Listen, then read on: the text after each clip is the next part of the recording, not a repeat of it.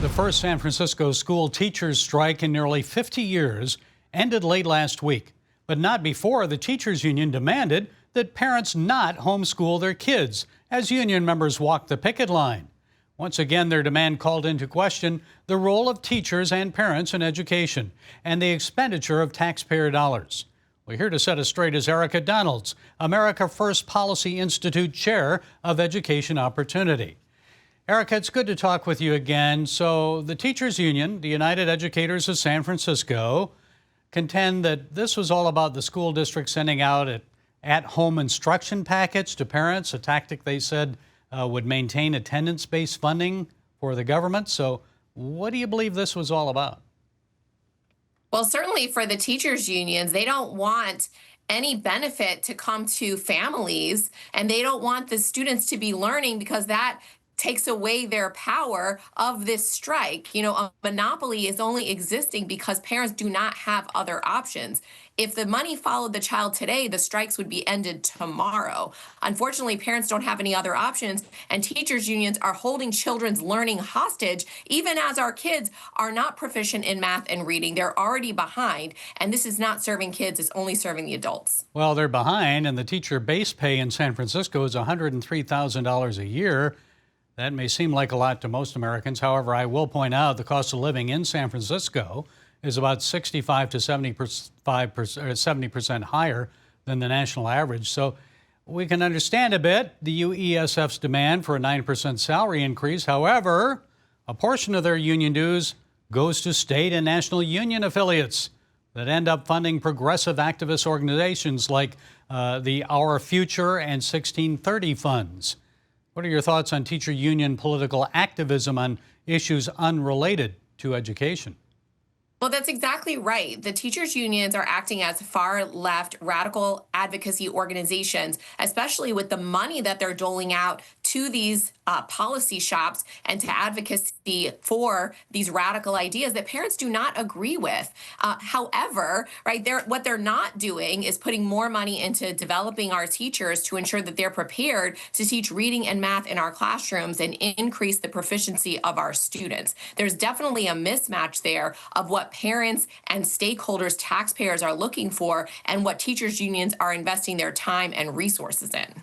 And those scores are way down, are they not? I don't know about San Francisco, but I know nationwide they're down. Listen, across the board, not only are scores down, but we're hearing also from colleges and universities that students are very unprepared. One university in California went from 1 in 200 students needing remediation back in 2020 to 1 in 8 students needing remediation in math that are incoming. It is an epidemic across our country, what's happening in education. All the more reasons we need to break the strength of this monopoly, bring competition across the board in education, and a free market that gives parents the options outside of the monopolistic system. Well, the federal government's trying to do that, and I know Democratic governors in Wisconsin, New Mexico, Hawaii, Oregon, they're among those opting out of the new federal tax credit scholarship program for charter schools, homeschooling, and private education. So tell us more about the new program and why governors in blue states like North Carolina and Colorado are opting in.